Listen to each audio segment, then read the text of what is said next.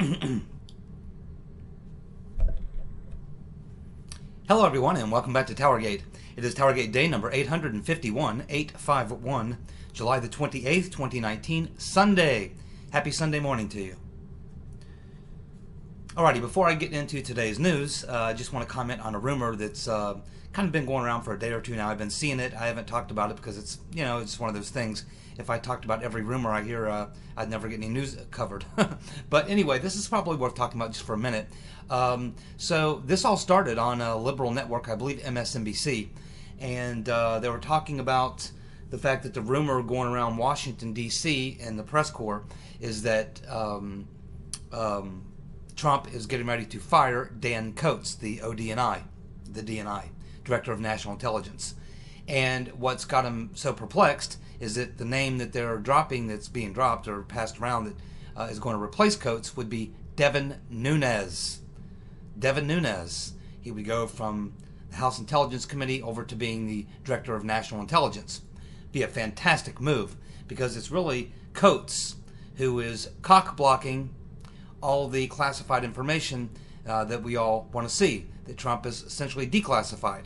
He's the one that's blocking it all. He's getting a lot of help from his little friend down there, Christopher No Shit Sherlock Ray.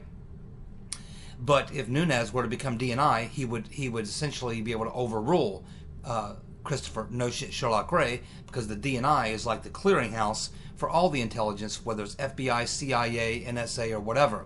The Director of National Intelligence gets to see it all. He gets to collect it all. He's in charge of it all, and he could go over Christopher No Shit Sherlock Ray's head, and he could declassify or whatever, anything he wants. So that's the little rumor that's going around. It all started with a liberal media network, and it was picked up by other people. Now it's like a little buzz in the air. And keep in mind, Congress has just gone home for the summer. They won't be back till after Labor Day. So this is normally a really, really slow time in D.C. The politicians leave, so then the lobbyists leave. K Street empties out. The journalists, they go on their hiatus. So everyone usually vacates from the beginning of August until after Labor Day. But I get the feeling that things are going to be a little busier than normal. And if you're going to dump the DNI, now would be the time to do it while Congress is out of town. And you would have to have an acting DNI during that time period, because the DNI does have to be confirmed by the Senate. And that's the tricky part. Could you get Nunes confirmed? He won't get a single Democratic vote. You can count on that. So it would have to be every Republican, just about every Republican. They could lose one, maybe two. They could lose two, and Pence could cast a tie-breaking vote. But they would need just about every Republican to support Nunes. And I'm not 100% sure that's the case. It's probably what they're doing now, is counting heads to see if they got the numbers. Kind of hate to lose Nunes as the House Intelligence Committee chairman, but there's some other good people on that committee, maybe Ratcliffe. So he's on that committee. There's a couple other good people on that committee as well. So anyway, yeah, if I could get Dan Coats is definitely a problem. He needs to go, no question about that.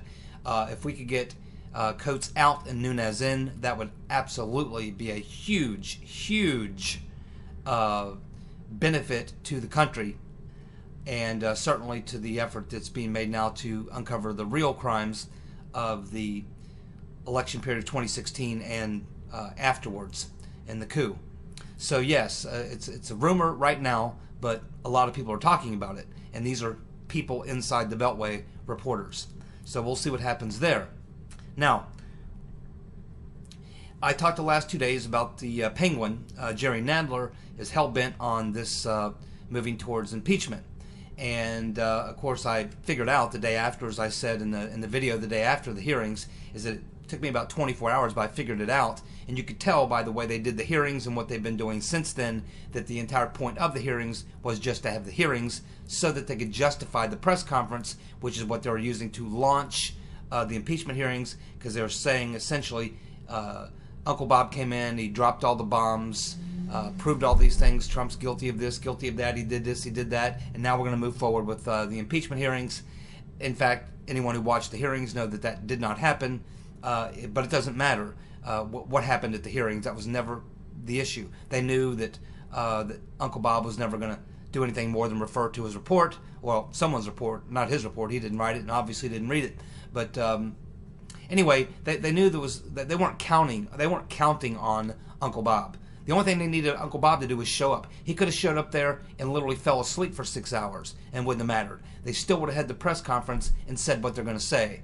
The wording and the press conference and all the other things that they had going on there was all cooked up long before, because the graphics and stuff were professionally done. You could see them, and those statements that they all came up there and read were not just prepared 30 minutes prior after the hearings. Those things were prepared weeks in advance. So they had this whole thing planned out, and that was, now as I can clearly see, that was the plan. Simply to have Uncle Bob come in. That's why they forced him by subpoena, not because they thought he was going to come in and say something. They didn't care what he said.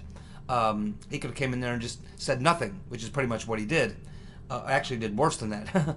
But they were going to come out with this press conference, make the claims that Mueller said a whole lot of things, or pointed out things that he actually didn't. They don't care, because in the Democrats' world, it doesn't really matter what the truth is.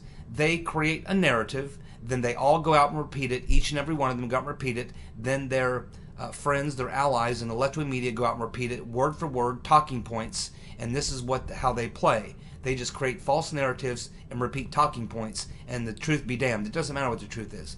So that was the whole point behind that.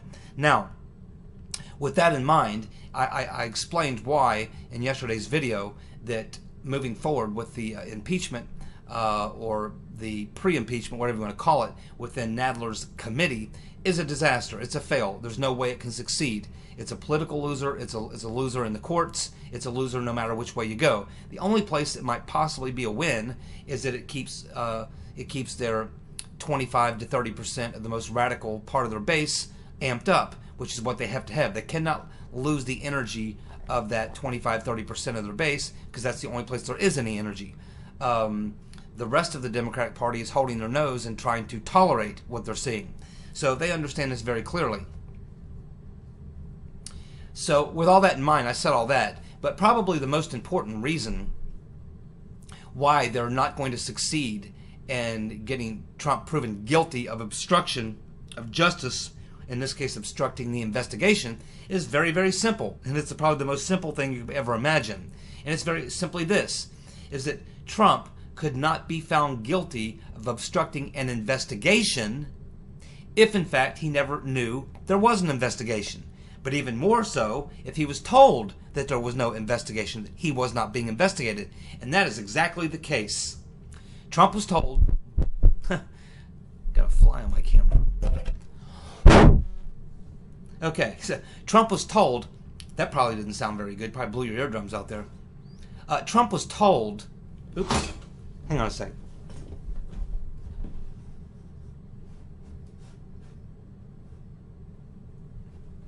Okay.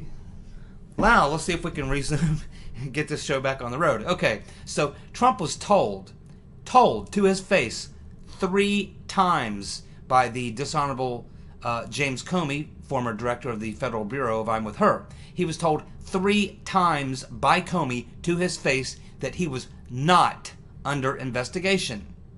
He was told to his face, at least one time we know of, by Epstein, that he was not the target of an investigation.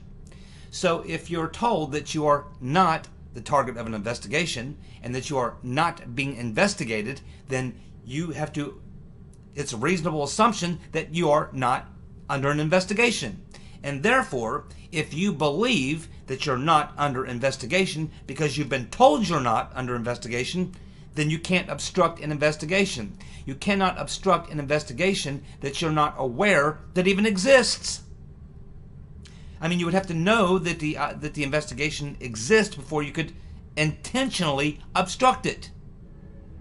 In fact, by not knowing or being told he was not under investigation, gave him free reign to say whatever he wanted to say, or tweet whatever he wanted to tweet, or fire whoever he wanted to fire. It's all good because he was not under investigation. That's what he was told 3 times to his face by Comey and once by Epstein. So that's the very best reason why they'll never get him for obstruction of justice. Because he was told he was never under investigation. Can't obstruct an investigation when you've been told there isn't one.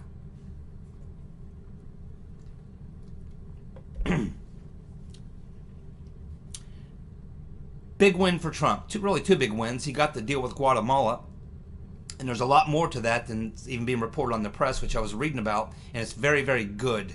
It will definitely make a major impact on the issues we're having at the border. But probably the biggest victory that Trump got that he's not getting much credit for right now, although I think in 2020 it'll definitely pay dividends, is that the Supreme Court has ruled in favor of Trump being able to use military funds to build the wall. Now, he's only gone after 2.5 billion, but now that he's been given this victory by the Supreme Court, he can go in there and grab another billion if he wants it, or two. What does that mean? Well, it means that his biggest campaign promise, and the thing that really a lot of people have been focused on is, in fact, a lot of people said if he gets the wall built, he wins. If he doesn't, he loses. I don't really believe that, but it is a big issue to a lot of people. He's made a lot of promises, and he's actually kept more promises than he made.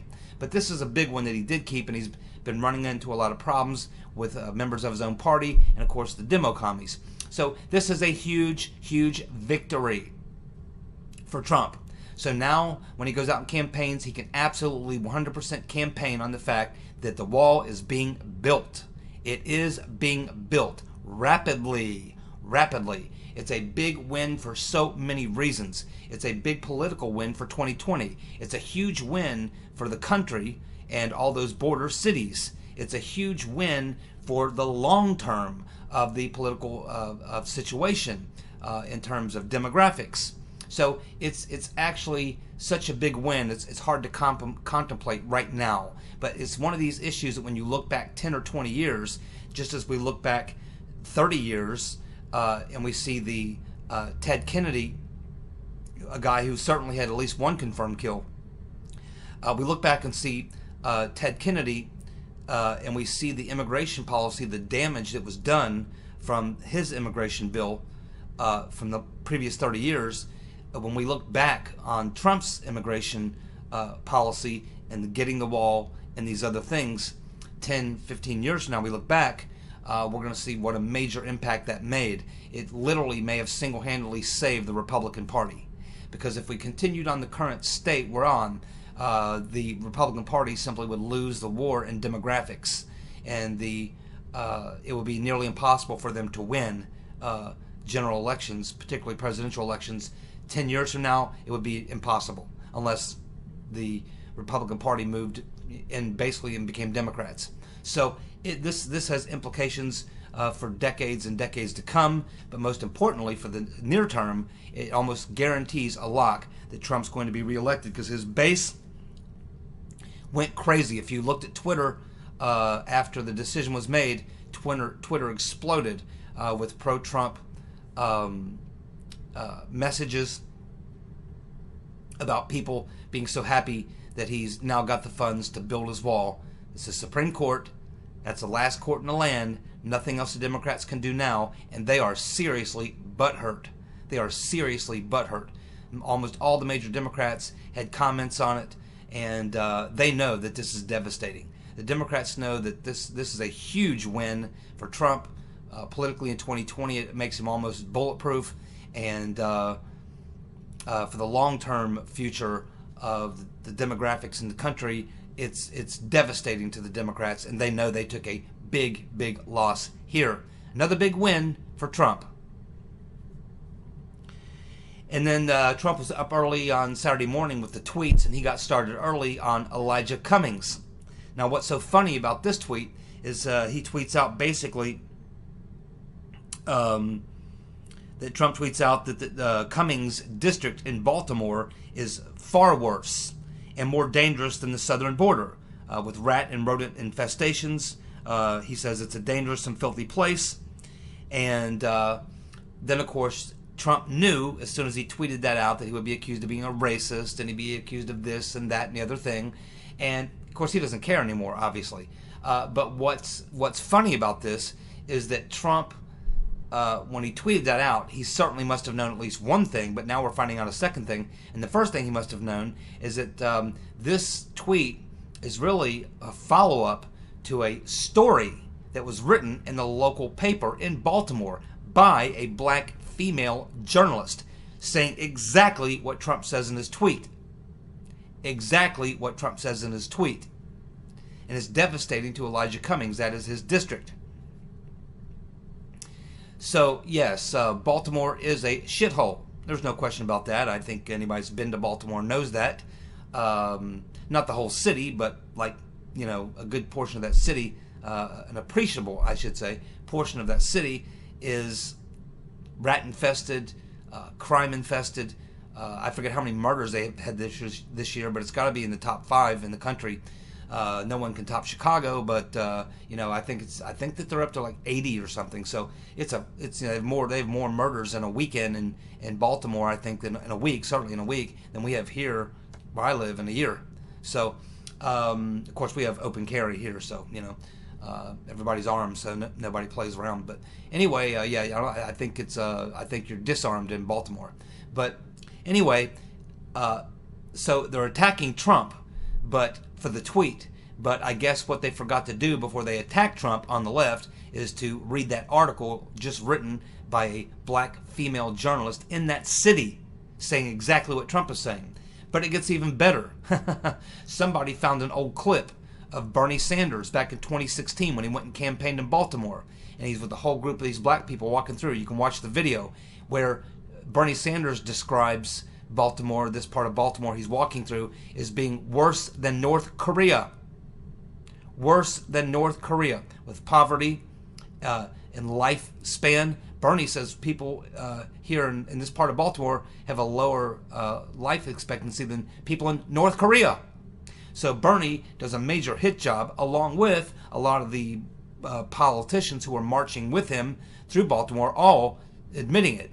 So here you have Trump. He sends out this tweet. He's being accused of being a racist, but no one forgot to check and see that there was an article written by a black local journalist in Baltimore saying exactly what Trump is saying. And now, of course, we get the video with Bernie characterizing it as being worse than North Korea. It's a totally poverty-stricken zone, high crime. It's a mess. It's a total mess. And both Bernie and a black female journalist in Baltimore agree with Trump on his tweet. You see how he does that? He makes it look easy. Well, we have Rand Paul offering money to Ilhan Omar. He's offering to put up the money to pay for her to take a trip back to Somalia so that she can see what it's really like over there. Maybe she hasn't been back there in a while, but so he wants to send her back there and let her take a look. And then, in Rand Paul's mind, once she sees how bad it is in Somalia, she'll be thankful that she lives here. No, she really wouldn't be. She is not the type of person that has any thankfulness or gratitude in her body. There's not a lick of gratitude in the body of a communist, ever. They're not grateful for anything. Anything, ever. It just doesn't work with commies. Commies don't have the attitude of gratitude. Not at all. I know quite a few of them. That's not how they think. They are not grateful for anything. They're angry about everything.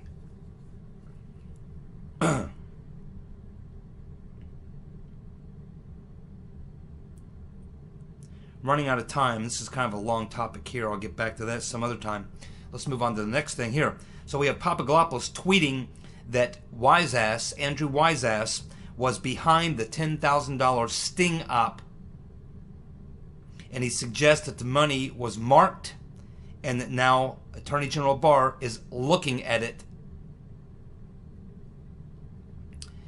Yes, we knew that it was a sting operation to plant the $10,000 on Papadopoulos. He was supposed to come back to the airport with it, but he left it with his lawyer in Greece.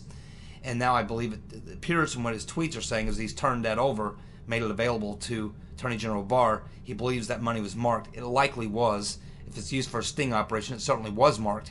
And that's just another quiver in the pouch of, or another arrow in the quiver for Attorney General Barr and his prosecutor, Mr. Durham, because running sting operations overseas in the middle, I mean, Weissman is supposed to be leading the investigation of what happened with Trump-Russia. Instead, he's running a sting operation on a unpaid campaign volunteer on Trump's team in a foreign country using intelligence assets and other shady individuals.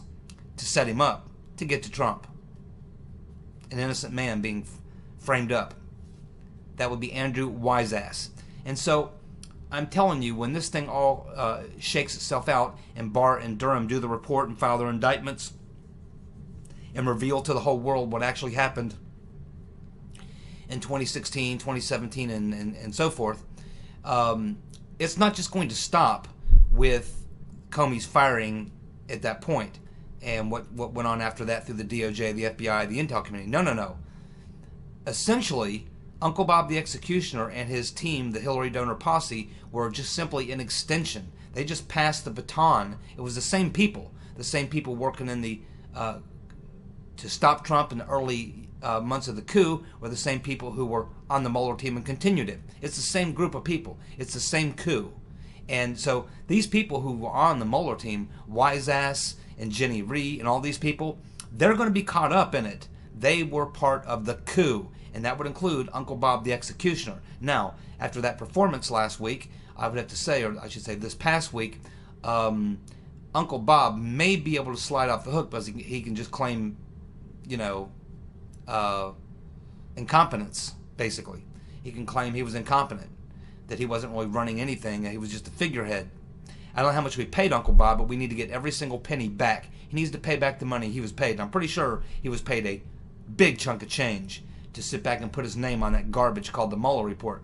But if he's going to keep the money and keep his name on that report, then when the time comes to put the heads in the guillotine, his should be one of the first, because he was the head of this team. His name's on it. He took the money. He was part of the coup. I can appreciate where he's playing dumb, he's playing old and senile, but he was sane enough not to blow the whistle on Weissman when they went after Michael Flynn, Papadopoulos, and all the rest. He let all that shit happen. He let it all happen. So I have no mercy for Uncle Bob, the Executioner. None whatsoever. Hang him high, right along with the rest of the conspirators and the coup plotters. And I know there'll be people, yeah, but he was a wounded Marine in Vietnam. Listen, man, I served in the military with a lot of Vietnam vets. I can tell you there's a lot of good guys. I'm really solid, really good guys I met in the Vietnam War era, and some really good, solid people. But I also met some real son of a bitches. I really did. There's some real a-holes, some real son of a bitches I met, guys that you wouldn't trust as far as you could throw them. Had one of them steal $200 in my wallet one weekend while I was in the shower. So there are some real a-holes also. And let's not forget, if you want to try to make Uncle Bob out to be this great war hero, he's involved in a lot of shit, going all the way back to when he was FBI director during the 2001 event. You can call it what you want to call it. He's the one who fixed that rigged investigation of the anthrax deal. He's involved in a lot of stuff, the Whitey Bulger mess. He's caught up in all that. He's a corrupt son of a bitch. I would put his head in a guillotine tomorrow, and I wouldn't bat an eye. And he was a decorated Marine. Yeah, I know. So was Lee Harvey Oswald. And if you would talk about war heroes, a genuine, real war hero, you can't get much higher up than Benedict Arnold. He was General Washington's favorite general. As far as Washington was concerned, Benedict Arnold was like his son. He gave him that prestigious command at West Point. Of course, Arnold was the great general who rallied the troops at the Battle of Saratoga, which was a very, very pivotal battle in the war. He lost his leg, had to have his leg amputated from the knee down from the gunshot wound that he received in that charge at the Battle of Saratoga. Despite all that, despite losing his leg, potentially sacrificing his life at Saratoga, leading a great charge, being a real fighting general, a real patriot, like a son to Washington, once he turned and participated with the British and sold out, became a traitor, Washington said if he ever got his hands on Arnold, he would hang him. He would hang him. And he tried to, believe me. The only thing is, Arnold escaped by boat back to a ship that was waiting for him, and he got away.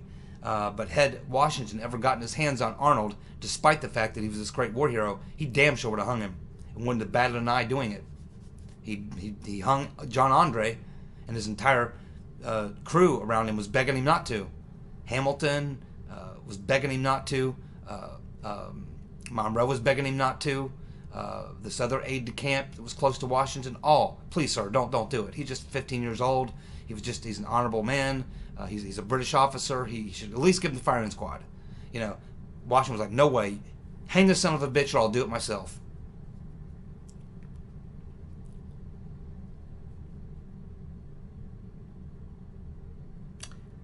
The court has subpoenaed Epstein's personal pilot flight logs. So apparently Epstein had these 2 planes and he had his own pilots, private pilots that he used.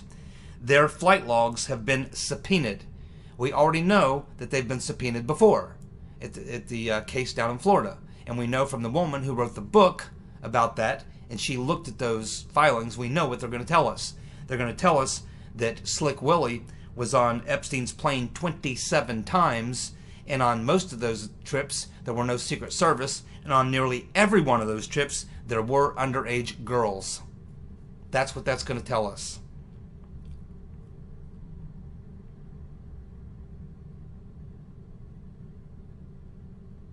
Gateway Pundit has recorded a total of 130 times the FBI, DOJ, and the Mueller gang violated standard protocol and even committed crimes during the course of their so-called investigation. Yep.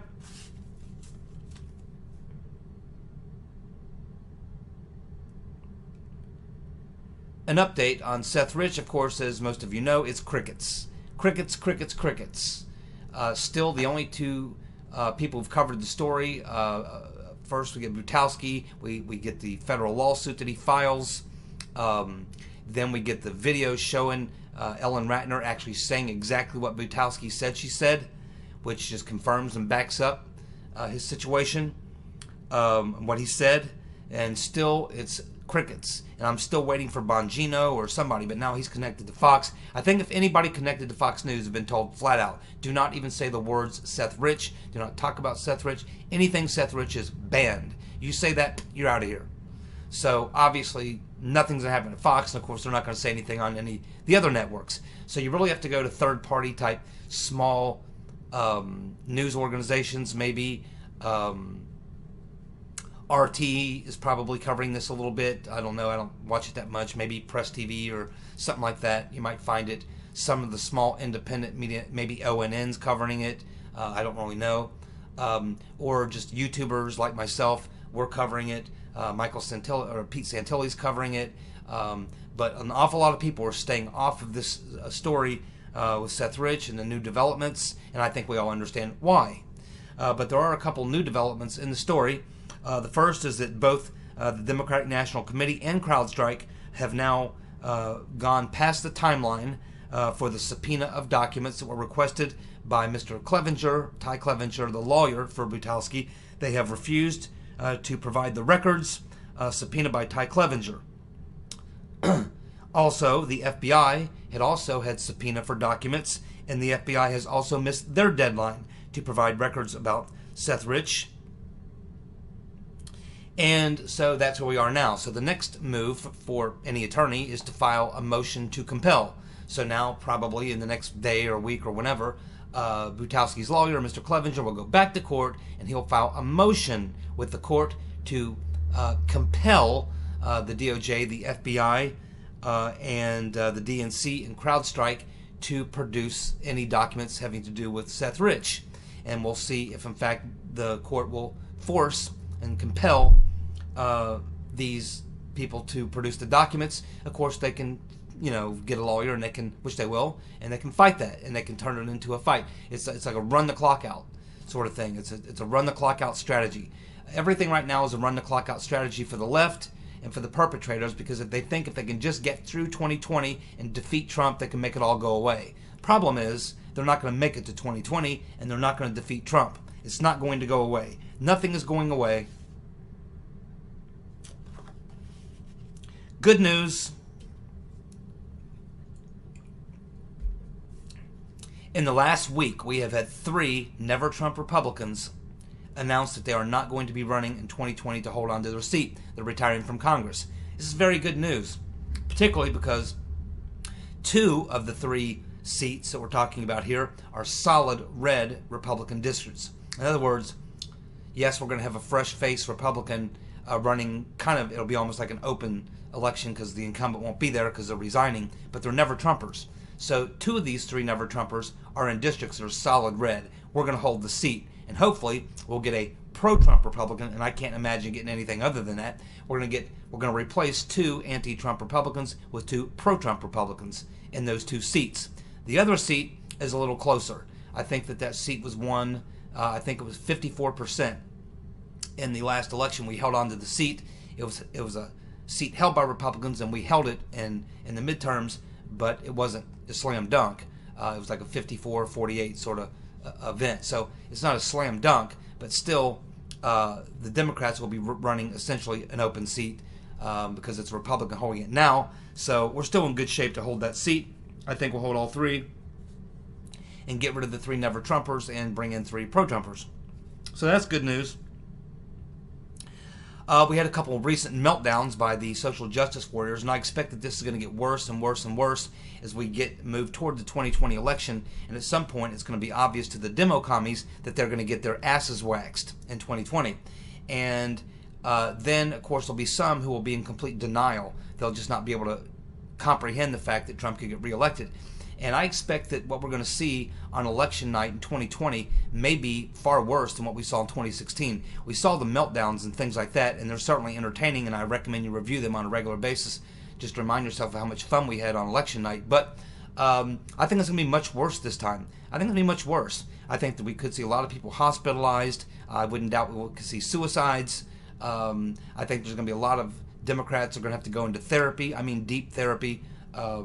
And it's gonna be a significant portion of the country is gonna have serious mental illness as a result of a Trump re-election in 2020. It's gonna be quite serious, I think, for a lot of these people, and some of them aren't gonna make it to 2020. They're having these meltdowns now. We had Cher, who had a mini meltdown, but I think she's okay now. I think she's probably had a glass of water and caught her breath, and she's kind of recovering. But I'm not so sure about Alyssa Milano. She essentially just had a nervous breakdown, and she videotaped it. I would suggest if you're having a nervous breakdown, go to the doctor and let them know you're having a nervous breakdown, and probably don't put it on YouTube. It's not good. But anyway, yes, Alyssa Milano had a nervous breakdown, and she videotaped it. So that's not a good idea. She's got a lot of problems, and I expect that if she's not already in therapy, and I assume she has been in therapy, but if she's not in therapy, she's going to need to go into some very advanced therapy.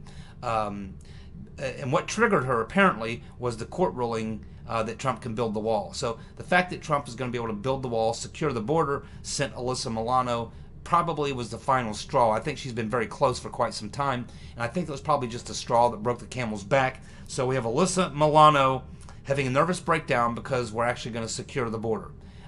That's frightening. It's sad. But it's the reality of what you see on the left. They've got a lot of problems. And last but not least, we have, of course, you've heard about the problems that the Bernie Sanders campaign is having. He's being sued. He had one employee go to the NLRB, make all these accusations of violations. 3 people were fired just a couple days before that. They're apparently possibly considering legal action. He was accused just last week of not paying his staff workers enough money, so instead he cut their hours. In other words, do the same amount of work in few hours for the same money. They're not very happy about that. We have finding out now that the whole field of Democrats in the Democratic primary all fudged their numbers on what they're paying their staffers because they wanted to look like they had more money on hand than they actually did. That's turning into a mini scandal. So it's just a complete meltdown on the left from A to Z, and it's quite funny to watch, and it's going to continue to be entertaining while Trump and all of us keep winning. Thank you so much for tuning in. I'll be back tomorrow with more TowerGate. See ya. Bye.